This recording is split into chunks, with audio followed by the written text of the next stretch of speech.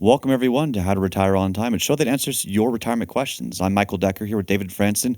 We're going to be diving into the nitty gritty, as always. As always, submit your questions to retireontime.com/ask, and we'll be taking them one by one throughout the show. Just remember, this is a show. It's not financial advice. That's our disclosure because we don't know you and we haven't done a one-on-one assessment of what's going on.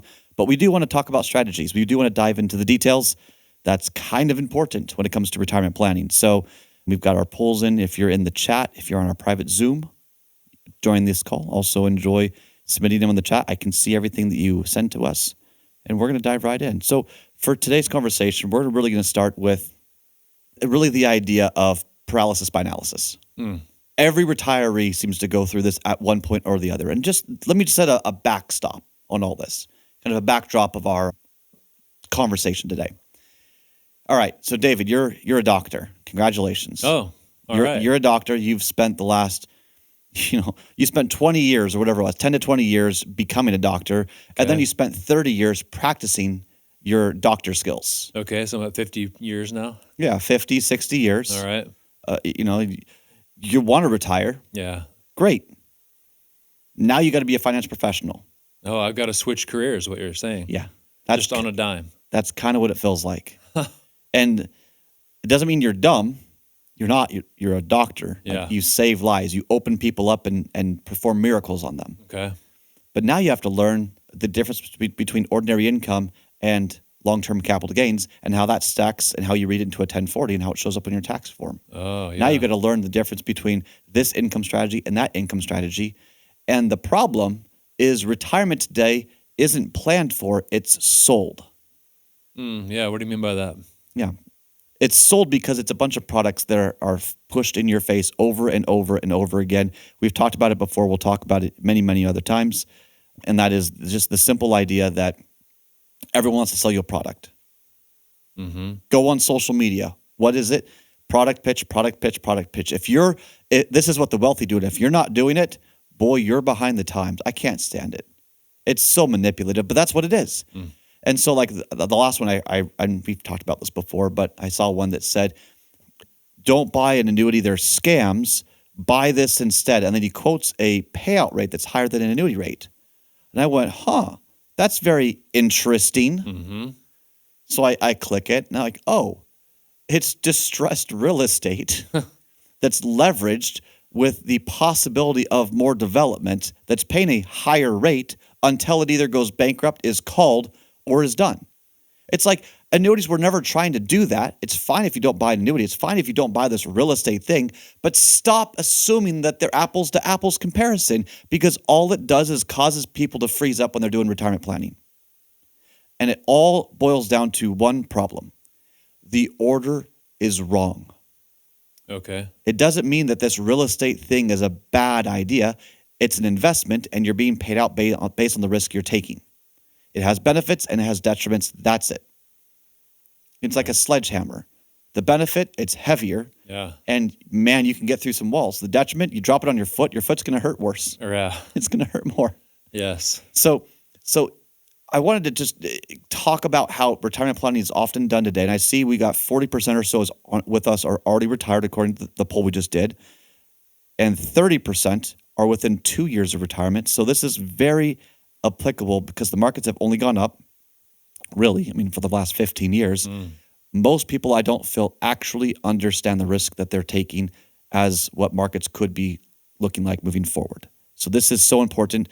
If you did not go through this sequence, consider redoing your retirement plan. It's that important, okay? So let's go through typical retirement planning strategies, okay? All right. So, you're 5 years away from retirement and you're like, I should probably start learning about this stuff. Yeah. Very normal. So what do? You start going to the dinner events because everyone, 50, 55 years, you're getting mailed events to steakhouses and Italian restaurants and the local bistro, whatever it is, to learn about retirement planning. And it's income planning, it's tax planning, and so on. Let me give you a hot tip on that, by the way. All right. Those aren't really planning events. Those are how to sell a high commissioned product. Doesn't make the product right or wrong. It's that the only person that can afford that kind of business model is one that can make their money back fast enough which is only possible through high commission products. Delaware statutory trusts, qualified opportunity zones, private placement in real estate like real estate investment trusts, annuities. Doesn't make any of these tools right or wrong, but it means there's a conflict of interest because the expensive dinner requires a nice payout. You're never going to hear someone spend a ton of money on a dinner event and say, and the secret is this passive portfolio of low-cost ETFs. Yeah. That's never going to happen. It's not economically possible. I'm put in the chat for everyone that's live with us. I'm curious, have you ever been to a dinner event where they didn't pitch you a high commission real estate product or a high commission insurance product? I can't believe that's ever happened. Yeah. Unless they already have an established book and they're taking the friends of their clients out to dinner for like a referral event. That's the only exception to the rule. Okay. And then you've got workshops. Workshops are also really, really nice, but they're not really workshops where you're learning how to, do this, that, or the other. Like sometimes they're there, but there's a lot of smoke and mirrors, and there's a lot of nonprofits out there, quote unquote nonprofits. Well, hey, let's go in here. That's nonprofit. They're only education only. Well, they have this clever disclosure that once you meet with them one-on-one, that they're now in a sales position, and they'll often sell products. It doesn't make it right or wrong, but notice people dangle we're talking about planning, we're talking about strategies, but really we're going to sell you a product. I write about this in the book. And what I mean by that is if you're sitting down, however you got there, through a dinner event, through a workshop event, through a referral, whatever it is, if what they sell is an annuity, your answers are probably solved by annuities. If what they sell is, let's say, a stock bond fund portfolio, your solution to your problems is probably a blend of that stock bond fund portfolio. Now, I'm being very harsh, not to be negative, but to critically analyze the problem with the sequence. A lot of these situations are products first, and then you plan around how the product is there. So let's say, David, you're not a doctor now, you're a home builder. All right. Okay? And I give you a bunch of hammers. Okay. Now you have to build a house out of hammers. That's the only tool I have. That's all you got, hammers and nails. You're probably going to build it a little bit differently than had you had different tools. That's kind of a weird analogy, but do you see where I'm going with this? Yeah, I'm limited, basically. I can't, maybe the design of the house has to change because I only have hammers and nails. Yeah. I can't make any cuts. I can't, No. yeah. So you're taking fallen logs and you're stacking them and you're hammering them together, and like it just kind of is what it is. Right. So the point I'm bringing, and AI is another problematic situation because AI is going to share with you what's popular. So you might get recommendations. They're not legal recommendations, but research based on what your neighbor's doing, but that might not be what's right for you. Now, I'm not being critical for the sake of being critical of an entire industry that is legitimately trying to help people, but I am being critical about the sequence because the sequence is fundamentally wrong. The sequence is product first, plan second. And that's what most people are doing, you're saying, in this business. Yeah. Oh yeah. I've been on national stages. I've been a part of panels. I've coached financial advisors all across the country. And the conversation is, okay, well, what do you sell? Great. And then how do you sell that in 2 or 3 appointments? Oh, yeah. Now, you've seen our planning process here. Yeah. We've done steak dinners. Like, we've done these things. Yeah. Doesn't make them wrong, but the numbers are on our side because we're charging a flat fee for the planning cost so that everything works out. So we're not having to be biased. Quick aside. But I do want to acknowledge, like, we've done these types of marketing events too. It's not wrong. It's just right. You have to start asking questions. So here's what I want to go with it, okay? All of these product pitches, I mean, there's actually a book you can buy that tells you how to get your dinner paid for an entire month if you move to Florida. Because you can go to retirement dinner event after retirement dinner event over and over and over again and have your free month of food. Right. And you're going to learn a lot. It's not necessarily bad. I think there's a moral issue here of going to events like that without any intention, but they technically invited you, so you can take them up on it. Yeah. But you can go to these events, you can go to these workshops, and what you're going to do is you're going to learn a lot of ingredients. You're going to learn a lot about ingredients, a lot about products, a lot about investments and how they work, but there's no context. And so then you end up with a very difficult situation of, okay, I've got all these ingredients. How do I use them? I mean, David, if I gave you 50 different ingredients, put them on the table, and then I said, all right, I want you to cook Thai food for me. Would you have any clue how to put that together? Thai food's kind of tricky. Yeah. You got weird ingredients. There might be a couple of ingredients where like, oh, I recognize, that chili sauce or whatever, but I mean, what am I doing after that? I don't know. No, and for those who don't cook Thai food, by the way, I'm not very good at it, but I try. Yeah. There's like weird ingredients like oyster sauce, Yeah. which smells terrible. But when you put it in there correctly, with the right balance, like it's that flavor you can't get without it. Yeah. But it seems weird. Okay?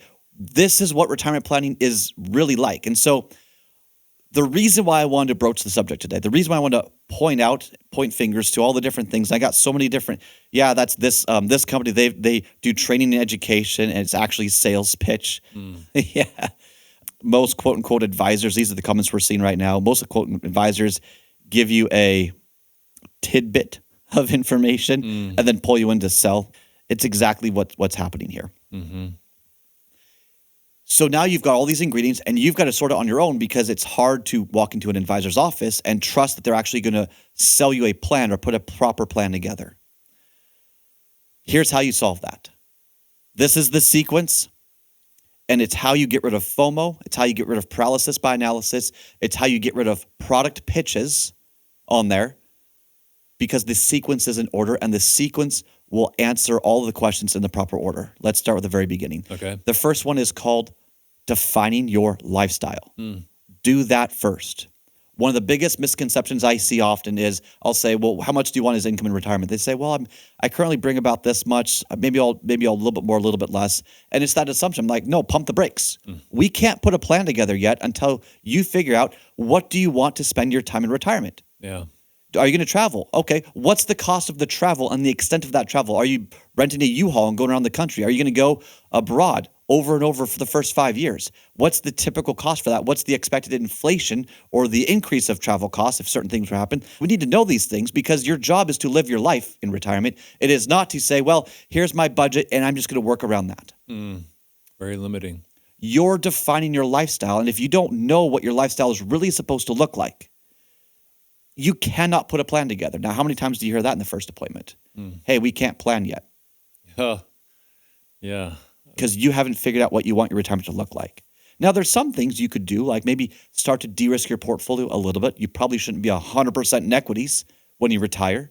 That's equities is the fancy word for stocks. Right? You don't want to be all in the S&P 500 probably the day you retire, or even 5 years before you want to retire.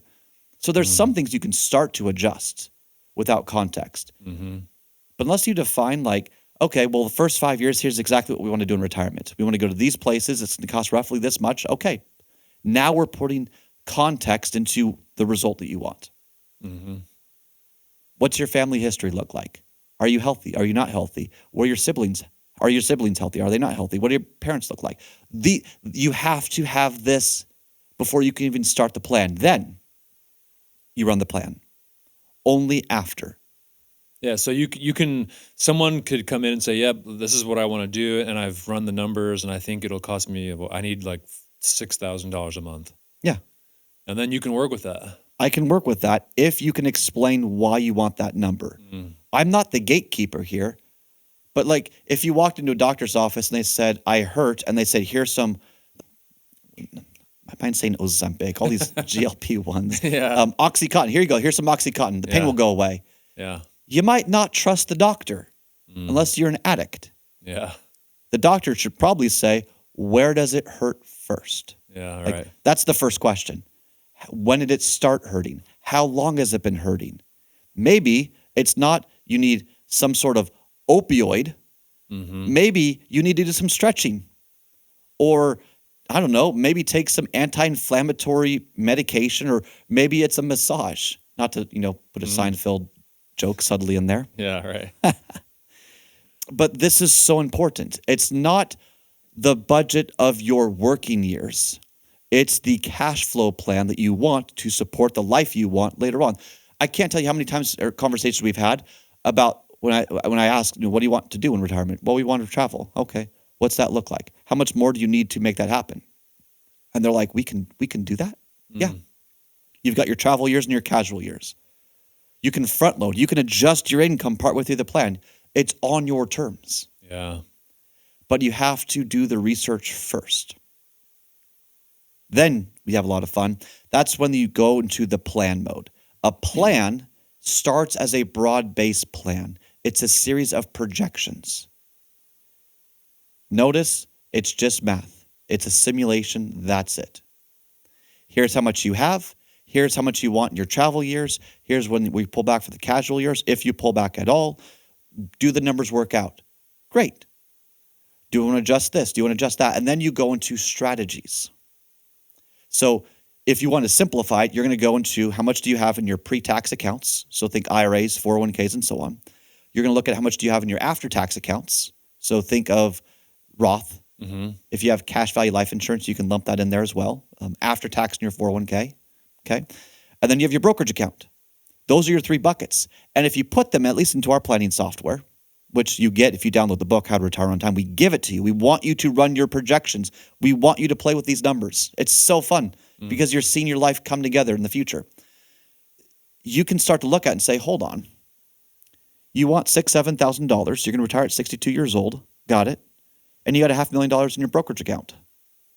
There's an opportunity there. See, now you're exploring the efficiencies.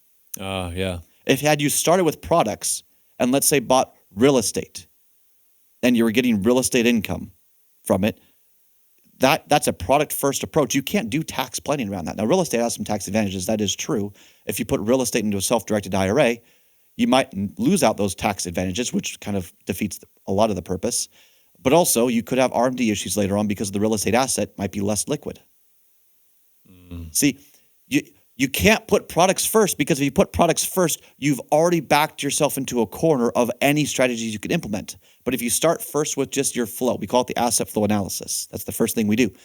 Where does the money flow? What does it look like? Then, hey, we could do some tax efficiency this year and this year. So let's earmark that for sequencing the withdrawal strategy. Okay. If we filed for Social Security at 62 or 64 or 67 or 70 years old, how does that affect your portfolio? Okay, let's take note of that. What's your lifestyle goal? What's your legacy goal? What's the income look like?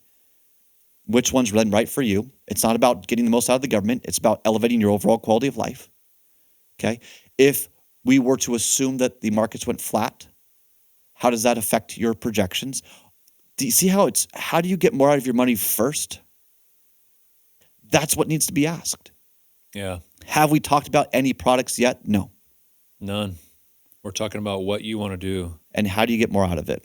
Yeah. And maybe legacy. Do you want to leave something to an organization, to kids, to whomever, church? Yeah. Steve put a really nice point in here in the chat. Most people look at what they have and budget their travel around that constraint.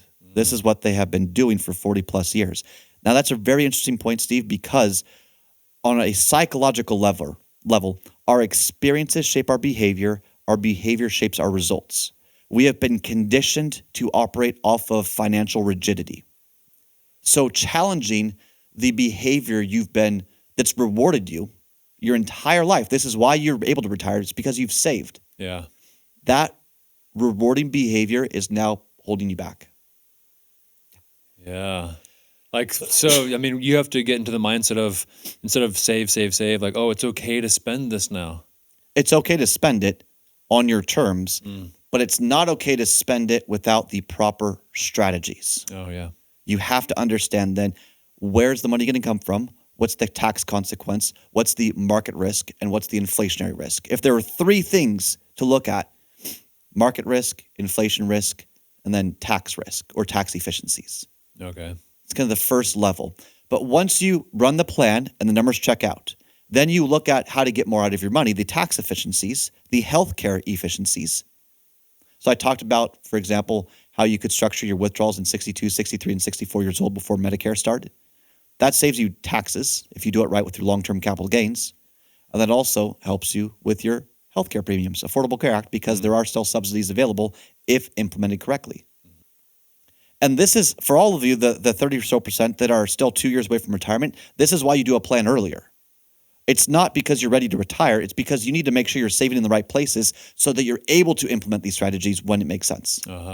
People miss that because they don't read the tax code. And who would read the tax code? I mean, really, There's a lot, and it keeps changing. I don't love I love reading the tax code for strategy. It's not a page turner.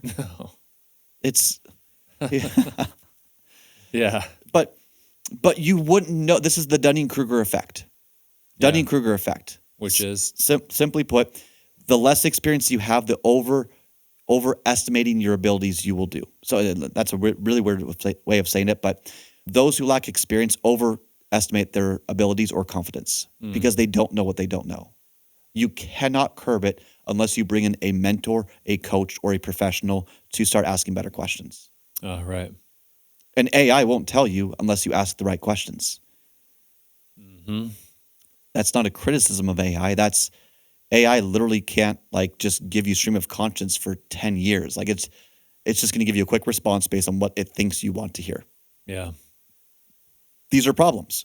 So notice the sequence, okay? Define what you want, put your plan together, projections first, broad-based, then explore how to get more out of your money, which mostly is a tax and healthcare conundrum. Then you want to stress test it in these strategies because part of your strategies is how to make these numbers actually work. Then you start picking out very specifically the correct investments and or products based on the strategies that you want to implement. Okay. Because there's no such thing, or you can't implement a strategy if you never were able to in the first place. If you, let's say, and I'm harping on annuities a little bit, I'm going to be kind to them later, but I try to balance things out. But let's say you're 60 years old and you bought a bunch of annuities, you turn on income and if it came from your IRA, so it's all pre-tax income, you have some brokerage funds, you've missed several layers of efficiencies that could lead to potentially, depending on your account size, 7 figures of legacy difference. Yeah. So in that case, in that example you just cited, they're going to take money out of their pre-tax, IRA for income when maybe they could have used brokerage instead. Yeah. And another way of saying that is you could, if you retired early, I'm using that as the kind of the example for today. There are so many different other examples. We don't have time to go through the infinite amount of variability. But in that example, what if you just put less money into the income annuity from your IRA and that you turn that on with Social Security? So now you're blending an income stream based on the standard deduction, and then Social Security is a tax-efficient income stream, and that solves the RMD issues that you were concerned about, and that you layer in then then you layer in capital gains withdrawals or sequencing from your brokerage account to lower your taxes. So if you lower your taxes, there's more money in your accounts, which means more money to legacy. And then the leftover assets, because there's less now in your IRA, you can convert those from IRA to Roth strategically, slowly over a long-term period of time. And now you've got a lot more money in Roth you're passing to your kids. And that's just one example of so many others. But notice the first thing was the plan, second was strategy, then the right investments and products. So you can say, okay, we want to implement this strategy. That means, if you're doing brokerage, you can't use annuities. Because even if you laddered out annuities, it's taxed as ordinary income. Which kind of defeats the purpose of long-term capital gains sequencing. You'd have to use buffered ETFs. So do you see how the plan and the strategies start to pick the products? Oh, I need $100,000, 62, 63, 64 years old. That's all my income. Great. You can't have it all at risk. Great. So we laddered out maybe a little bit of like a MYGA or CD or Treasury, which is going to have some ordinary income, but not all. We know the standard deduction's there. And then we add in long-term capital gains of buffered ETFs, which if you're married filing jointly, you've got 100,000 of gains. Okay, you're tax-free. And then maybe, because you have some room in your standard deduction, you're doing 20,000 to 25,000 of IRA to Roth conversions. Maybe you do 30,000.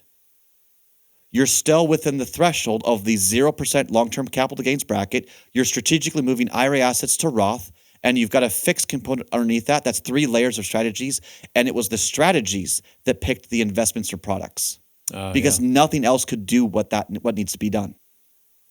Yeah, and so how would people know to do all this? No, there's no way. Yeah.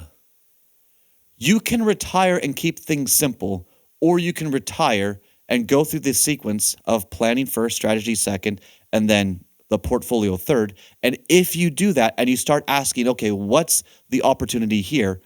The process picks out the tools. It assigns the job for you. You can do it on your own. It is possible. I mean, you use our calculator and say, all right, now here's Chat GPT, hey Claude, hey Grok, hey Gemini. What are the different ways I could take income out or strategies from these 3 different buckets? Like you could try to do that. It's a lot of work. And that assumes you're still going to get the right questions. Like a blind squirrel finds a nut. So I'm sympathetic to people who get frustrated and overwhelmed with retirement planning because there's an infinite amount of variability. Right. And it's unfair to a lot of people because, the 401k basically replaced the pension and put all the responsibility on the individual to sort this all out, to figure it out. Right. Very tricky. Now, notice the other parts of the plan, okay? RMD issues. Are you going to have a tax issue? Are you not going to have a tax issue? That's going to help determine where your investments or products are. Is the market going to go flat? Is it going to go up? That's going to help determine the products that you want. And so then you start layering in your portfolio based on how you want to diversify your strategies. Social Security is here. Great. I'll give you 2 examples, okay? So recently we had one guy go through the planning process and has saved more than he knows how to spend. So what did the plan say? The plan said, hey, you can stay invested, grow this for legacy and your charitable intention, and the dividends that you will accidentally get will cover all the income you need. You don't really need a heavy layer of security unless you wanted it. Now we're in preference, not need. We had someone else who was really trying to push the envelope a little bit. They wanted more than 5 or 6% from their portfolio. Like as withdrawals? Yeah, they were really pushing it. Okay. So we had to do some strategic Social Security optimization, bump it up a little bit, okay, front load the plan with the income they wanted, but also be okay with pulling it back a little bit at age 70. And then they needed to have an income annuity. Because right now, if depending on your age, you can get like 7% payout on whatever you put in there. Now, there's still cash value there that eventually will get spent down, so there's some kind of death benefit. But there's nothing else that's going to guarantee a 7% payout or whatever the rates are. And the rates change. I'm not quoting a particular product. That's just generally what you can kind of get. Maybe a little bit more, maybe a little bit less, depending on your age. But they had to put some of that in their portfolio because if they got it wrong in 1 year, their entire retirement was gone. We had to have some stability because they were pushing their income thresholds. And let me say that a little bit differently because this is so misunderstood. If I were to say, hey, David, you can't ask me any questions, but do you want an 8% average return on your portfolio or a 6% average return on your portfolio? You'd obviously say 8%. Yeah, I mean, if I get no follow-up questions, I'll take the larger number. Yeah, but the 8% has more volatility or a wider range of the wins and losses. So if you're taking the average wins and losses each year, 8% looks better, but the 6%, if you understood how that operated, actually advances your cash value forward better. You make more money off the 6% because you're not getting hit as hard on the down years. Right. It's not about max growth and a roller coaster. It's about understanding the volatility or the swings in the market and how that affects your cash value every single year on the ups and downs and how to navigate that while keeping the paycheck coming in. And there's nothing, I mean, you could probably do some real estate and for up to 5 years get a slightly better payout. But what happens in the 5th year when they call that real estate back in and now you've got to find something else? You're at the whims of whatever the market's going to offer you. That's a highly risky situation. So is an income annuity a good investment? No. It's not an investment. It's a contract with an insurance company to give you a competitive payout rate for the rest of your life.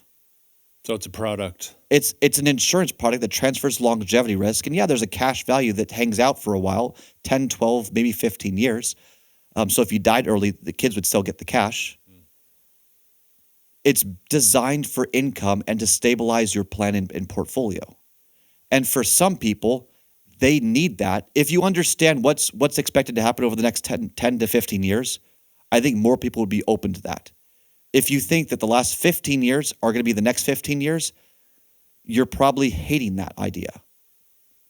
Right. And that's called a cognitive distortion, by the way, in the world of psychology, where you don't see things as they are. You see the things as you want them to be. And the truth is, if the markets keep going up, it's one of the worst things you could do. If the markets do what they're expected to do, it's one of the best things you could do as a part of the portfolio based on the tax planning and the portfolio responsibilities. You don't put all of your money into one.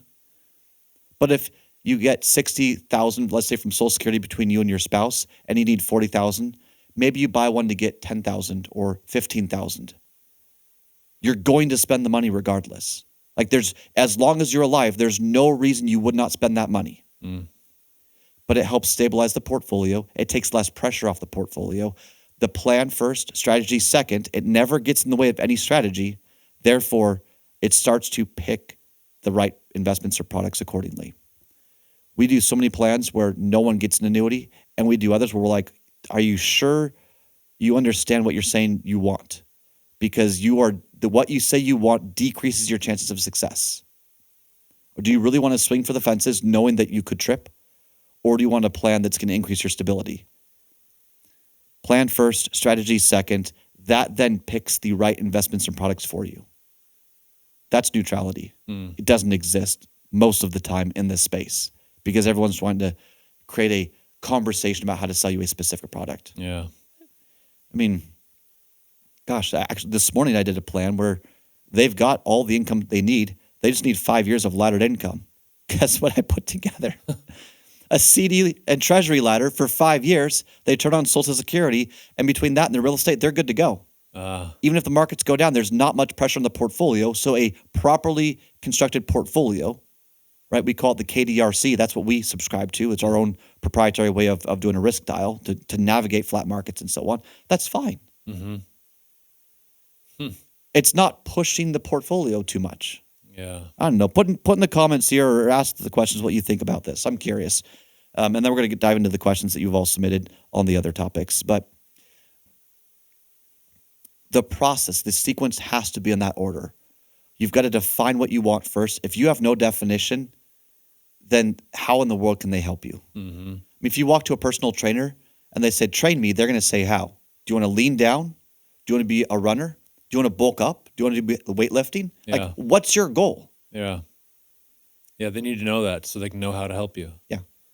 Right. And then you go into the strategies. How do you get more out of your money? And then you pick the right investments and products. Has to be in that order. All right. Let's see, a couple of things. Okay, so here's a fun follow-up question. So when would a MYGA make sense to put in a portfolio if you want reliable growth and you do not need the income? So my opinion is use MYGAs like a CD replacement. They're not a good income stream. It's just, I mean, a multi-year guaranteed annuity. Technically, all annuities are income products. But I like MYGAs for, buy a 2 or 3 or 4 or 5 year MYGA. It's going to grow at whatever the rate is. And those rates change often. But typically, because there's a longer duration and insurance companies need money in their general accounts, they'll offer you, at least right now, a slightly better rate than a bank might. Insurance companies have less liquidity, so they can hold it for a longer term period of time, and they've got greater surrender penalties than a bank with a CD that if you liquidated it, it's like you give up 2-3 months of interest, like it's negligible. So that's why a run on a bank is a higher risk than a run on an insurance company. Yes. Because these are cash insurance companies, not the ones as subject to natural disasters. Now, that's not true for all of them, but the ones that typically favor these kinds of products are more focused on cash. It's like some sort of weird hybrid of an investment bank and an insurance company. But So they offer the MYGA and you give them your money, and then because the penalties are steep for withdrawing, you're incentivized to just leave it there. It grows at a contracted rate, like whatever the fixed. Yeah, fixed. Just grows at a fixed rate, and then it's liquidated, it's done, and then you spend it that year. Yes. Just like a CD ladder or a treasury ladder or the bucket strategy. Put your plan together, and you say, okay, how much income do I need in 3 years? Great. This is how much you need to put in the MYGA at this rate, and then that is your income in that particular year. And what the beauty of it is, let's say the market's crashed in 2 years. And you're just trying to get between now and when you want to file for Social Security. And once you file for Social Security, there's very little pressure on your portfolio. Yeah. Well, if the market's crashed, this thing's still growing at a fixed rate. Yeah. So when you give up market risk, you are going to have some inflation risk, but it's not all of your portfolio. It's just enough to solve that 1 year of income that you need to plan for. That's it. All right. Everything else is invested to offset inflation risk and so on. This is why, again, plan first, strategy second, portfolio third. Mm-hmm. You say, oh gosh, that year is at 8% withdrawal from your portfolio. That's too much. Because if the markets go down, let's say go in half, that's not an 8% withdrawal. That's a 16% withdrawal. You've destroyed your retirement. Oh, right. Maybe let's shore that up. You need it in 3 years. Great. Here's a fixed growth product. It's going to pay that rate and bridge you between now and Social Security. In the book, this is chapter 7, Bridge the Gap, or Plan for the Gap. So important. Yeah. The DIY annuity guide talks about MYGAs a little bit more as well. Some people will use SPIAs. A SPIA is a single premium instant annuity. And as of like today, you might get like a 4% equivalent rate. Again, the rates change frequently. So that's as of today's recording. Okay. But that puts money in their account. It's growing at an equivalent of like a 4.5% maybe interest rate like a CD would be. But it gives you monthly checks for 5 years. So some people like that because they're like, I got 5 years. I don't want to deal with laddering things out perfectly every single year and all this. I just want monthly checks. Boom. So it's an instant annuity because you give it's a one-time, here's my premium insurance company, and then they immediately start the payments? Yeah. So it's like give them $100,000 and they're going to give you $22,000 or whatever in change every year, broken down in monthly payments for the next 5 years. Now you've got no market risk, you've got monthly checks, and you've bridged the gap between that point and 5 or 6 years or so. I don't like more than 5 years. I think that's too much at risk for like inflation risk, for example. Oh, right. But 5 years, you could do a 5-year period certain, put it in there, bridge the gap, you're good to go. Everything else is invested in the market to hedge against inflation. You've got flexibility and so on. Yeah. It's about diversifying by strategies, and only the plan can tell you what needs to be in the portfolio. And both SPIAs and MYGAs, you can't just go to an insurance company and get that by yourself. You have to have an agent. You have to go through an agent. Yeah. There are some websites that will say things like, hey, buy it through us and we're agnostic, but they have a limited inventory. Oh, right. So you have to find someone that truly is independent, that has no allegiance to a company, and then says, all right, here's the A-rated companies and B-rated probably don't want. Maybe you do, maybe you don't. You're going to have higher risk if you have a B-rated company. It's plan first, strategy second. And if you do those two things first, there's no FOMO because you're saying, I need this for this time. Yeah. I need this for this part of the plan. And so now you know exactly what products, what investments to look for. Right. And then shore it all up. That's the beauty of it. A lot less FOMO when you do it that way. Yeah. I can't imagine scrolling thinking, okay, how much do I need of that? I guess I'll put 20% of my portfolio in this and 10% in that, and I'll just diversify and it will just magically work its way out. Well, if you do that, you've given up tax planning. You've given up Social Security optimization. You've given up healthcare planning. You've given up all of these other ways to get more out of your money because you've just got a pile of products. And that's not a fun. That's like, did you ever subscribe to those boxes of food? I never did. I was always tempted. What was that? We did it for a while. Blue Apron or Not Blue Apron. They give you everything in the recipe. That was a fun thing. I tried that for a while. Had one weird one with like jam and grilled cheese. Oh. It was a weird combo, but it tasted right. I was hesitant, Yeah. but I did it and it worked out well. Yeah.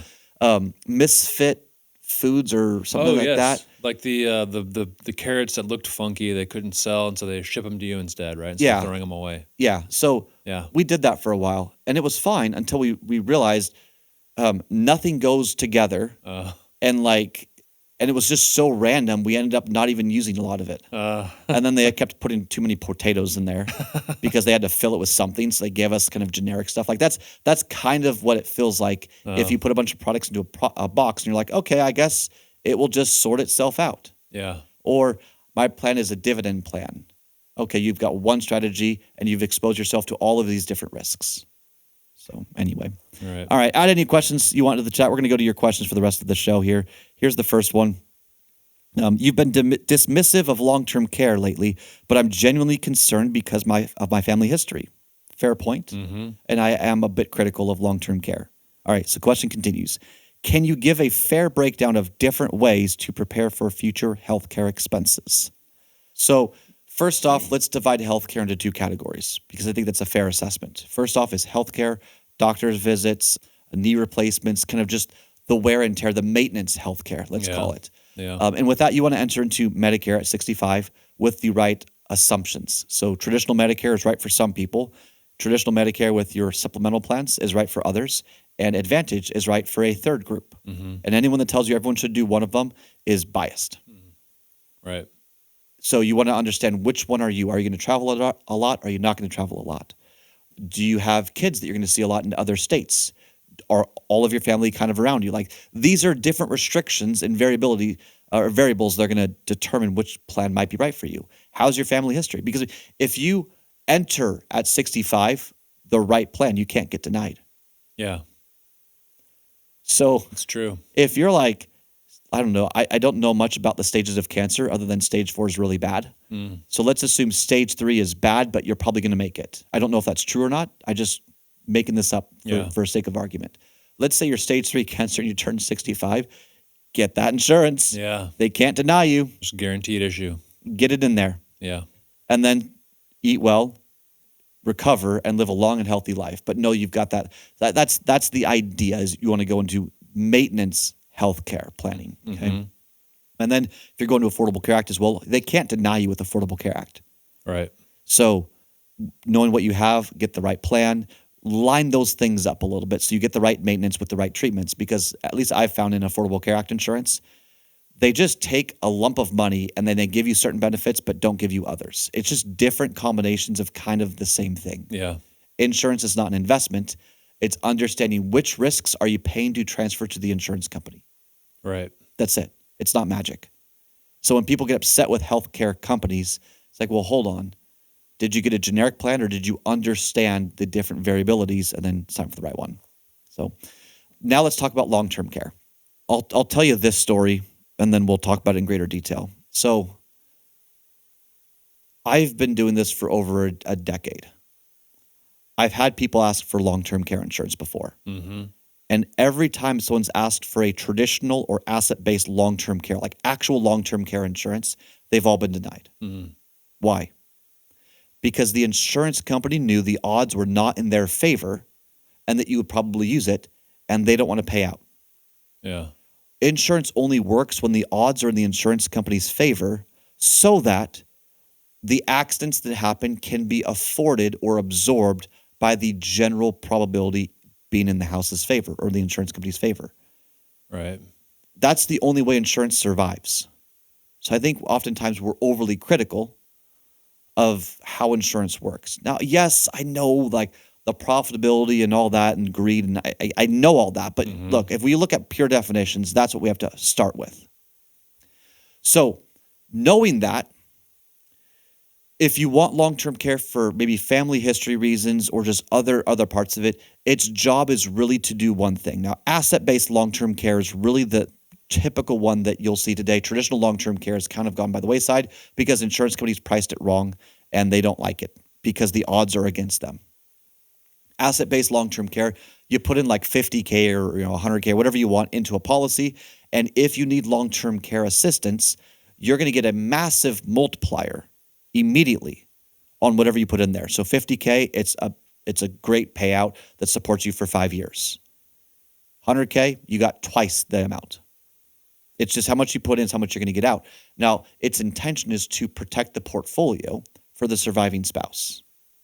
It's to help pay for your healthcare costs if you needed them, let's say, in the near future. But at some point, if you do the math, 10, 12, or 15 years, it's not like it goes away. It's just if you compare the benefit value to maybe doing some IRA to Roth conversions and growing your Roth account, the cash value at some point has a break even. Now, there's a lot of assumptions there. We don't know how well the markets are going to do. Right. But all things being equal, there is a break even because it doesn't grow at a steady rate. It kind of plateaus a little bit. And you can buy or pay for the long-term care cost of living adjustment rider, which helps with inflationary costs. But a common misconception is it's not going to cover all of your healthcare costs. It's going to be a multiplier of whatever you put in there. And if you don't need it, the death benefit sucks. It's basically like nothing. It's whatever you put in there because there's oftentimes like no inflationary or growth factor to it. Okay. So again, it is transferring healthcare risk to an insurance company if you needed the help early in retirement. Because if you needed it later in retirement and you still qualified for long-term care, yeah, it's going to be there. But now you're playing, would it have been better to put in the market or not? So just understand the actual definitions of it. It's okay if you have it. We sell it. We're just really bad at selling it because we show them the whole plan. We do plan first. Yeah. Then we explore the strategy second. I'd say, look, you've got $1 million in your Roth. Are you sure you want to put $50K in a long-term care policy? Like, you can afford average healthcare costs. And, right. and if it skyrockets, well, this is only going to pay so much anyway. Yeah. It's fine if you do it, but when you break down the math, a lot of people go, not really sure I want to do that. And I'm okay with that. I don't know. This might be an overshare. We might be more profitable if we pushed it, but we're fiduciaries. We're legally bound to do what's in people's best interest, which Right. means showing people the break evens. And when they see the break evens, they sober up. Yeah. Because they go to the dinner event, they're scared to death about it, and so they're asking for it. And I'm like, hold on. Let's slow down and just do a simple comparison. Now, if you have family history issues, if there's a compelling reason, I can see certain people that might want it. But there's other ways you could also hedge your bets. Another one is to buy life insurance, permanent life insurance, specifically something like Index Universal Life Insurance. And the reason why this is interesting is because you're able to grow your cash value a little bit better, let's say slightly better than bond funds. That's the idea, at least. And if Okay. you could replace part of your bond fund allocation with an IUL, it's going to take 10 years to fund. And you could fund it over 5 years, but really the fees are so heavy for the first 10 years that if you're 65 years or younger, you kind of want to get started on something like this. If you're 65 years or older, the cost of insurance might not make it worth it. That's a general assessment. 60 to 65 is kind of the threshold where things tend to switch, in my opinion. But then you can fund it, and so you can use it for 3 different things. One is you have to qualify for life insurance, so you have to be healthy. Now you've got a death benefit. But they've got these riders, so if you do need long-term care help, or you have chronic illness or terminal illness, you can tap into the death benefit early. So it's similar to what long-term care did. You're putting more money into it, but you've got a cash value that's growing, and you've got a death benefit you could tap into early, which helps protect the surviving spouse. And then when the first spouse passes, the rest of the death benefit goes to the surviving spouse, who also may have gotten a life insurance policy. And so then they would be able to tap into their death benefit, protecting the portfolio a little bit Okay. and paying for these long-term care costs and so on. So if you're concerned about health issues, you buy health insurance. You don't buy life insurance or any version of these types of insurances if you're not concerned, because you don't want to pay for a death benefit or these riders if you don't want those benefits. You don't buy an IUL strictly for tax efficiencies. You buy it because you want to pay for the things that are being offered in the products. So Index Universal Life Insurance is a very compelling way to structure a way to have a death benefit that could help, a $300,000 death benefit. Maybe you put a reasonable amount of money in there, so you can use it as income because the cash grows. You could use it for helping hedge against earlier death or something like that would happen for a surviving spouse, and so on. But it's because these are the strategies you're concerned about that you want to implement. Step 2, plan, strategies, portfolio. Right? So Right. Those are 2 different ways. Another one I'm seeing is some people are wanting to buy lifetime income from an annuity, knowing that you could double your income in case of a healthcare issue. Oh. Now, that's not life insurance. You don't need to pass any sort of healthcare test. But the thing that people miss is when your cash value of the annuity is gone, that benefit is gone. Oh. What they're doing is they're saying, hey, well, gosh, you're the annuitant on here. So if you end up in the hospital, we'll double your income because there's a death benefit anyway. So we're going to give you your money back faster because if you die, we have to give it back to you anyway. But once the cash value is gone, that benefit is gone. Now, notice how that was very clever. You're not going to get life insurance if they think you're going to die or get really, really sick early on. They're going to give you an income doubler, but they don't think you're going to get sick or die early on. Yeah. So they all do the same thing in their own different way. Right. You're probably not going to use it. If you do, they're okay with it. But the odds from a probability standpoint are in the insurance company's favor. Doesn't make it wrong. It's just the definition of insurance, transferring a risk to another entity. That's it. Yeah. So, and then the other option is you can just do some IRA to Roth conversions, grow Roth tax-free. Roth pays out tax-free, kind of like insurance. You've got complete flexibility. You've got more growth potential, and it can go to the kids tax-free. And there is a breaking point with your death benefit, as in at some point you would have had a larger death benefit by growing your assets if you lived long enough than the death benefit of life insurance. There's a break even, and a lot of people miss that. And so you're saying you can just use your Roth kind of as your insurance policy. Like if I had a sickness or an illness or I needed a big surgery, I just take it out of the Roth to pay for it. Well, I mean, you have Medicare too. Yes, That should absorb a lot of the costs. Yeah. And to make sure you get it checked out, that it's approved by the state and all of those things, you got to go through the right hoops. I mean, some people need like a hip replacement. Yeah. And it takes them a little bit to get that sorted. Right. But I mean, so it's the excess, Yeah. the things that Medicare maybe doesn't fully handle. Yeah. And your Roth is there to cover those extras, Yeah, those uncovered things. the strategy section of plan strategies portfolio, that section is what are you concerned about and how do you hedge against risks you're concerned about? How do you get more out of your money? I mean, that's really the brainstorm session, and that based on that conversation is what picks out the right investments or products. I mean, we do help people get index universal life insurance or lifetime income because they're concerned about it.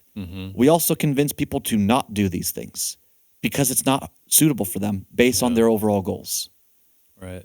And the only reason why we can actually sort the right ingredients is because we plan first, we have strategy second, and then we do the portfolio for the tools are assigned at the end. I hope people are getting tired of me saying that. I hope it's like ingrained in them. Like they're watching whatever news tonight and they're like, oh, but plan, portfolio third, strategy second. I hope people are just kind of like, they get it. Yep. All right. You got a question or should I do my question here? I know we have two different feeds. Well, let's see. How talking about, let's ask this one that came in. Is there a, quote, safe withdrawal rate? If not, can you provide other guidelines? Yeah. So if markets only go up, it's like, and I'm being facetious when I say this, a safe withdrawal rate is slightly less of what the markets have performed. So if you look back from 2010 to today, a quote unquote safe withdrawal date technically is like 10%. Wow. Which is what some people who hate debt on radio have been saying for a while. Wonder who you're talking about there. I don't, there are a lot of famous people with mustaches and goatees that talk about how they hate debt. Yeah. And he's not wrong, Right. but it lacks context. So if you look at the market averages from 2000 to today, your portfolio really is like 6 to 7, maybe 8%. Okay. Maybe, depending on how you allocated it. So the safe withdrawal rate is less than 6%. And 6% is pushing it. That's very aggressive. You need to make sure that you have your reserves in the right places. You can't rely on bond funds. You have to have very strategic portfolio put together to handle that kind of pressure on a portfolio and be okay making lifestyle adjustments if things get stressful for a longer than anticipated period of time, like 2001 and 02. But up to 6 is really, really, really pushing it. You've got to do everything just right, which, by the way, I talk about in the book. That's chapter 4 specifically, but chapter 4, chapter 5, chapter 6. Okay. Yeah. In my opinion, the rule of thumb is you want to create income streams so that there's never more than 3 or 4% of your portfolio that's left over. And I say 3 or 4% because it's a general rule of thumb. You want to have extra money for healthcare or life surprises in any particular year. You just want to have lifestyle flexibility. So I would say 3 to 5% is a reasonable range. And it goes back to the fact that markets can go flat for over a decade. They can go nowhere for a very long-term period of time. So what do you do with your 8 to 10% withdrawal rate? My ETF that does cover call income is 8% today. Great. What do you do when it's not? Yeah. My real estate income in this private placement is like 9%. Great. What do you do when it's not? People assume that things won't change, but change is the only constant since the dawn of time. And right now, our markets are very competitive for higher rates. If you look at the market and the riskless rate, it's in parity. So what does that mean? From 2010 to 2020, the riskless rate was around 1 to 2% because 10-year treasuries were around 1 to 2%. Today, it's like 4 or 5%. Yeah. Which means the riskless rate is much better than it has been historically. So people are wanting to take on more risk, or they're taking less risk, all things considered, because bonds are paying out so well. When that changes, this is called reinvestment risk.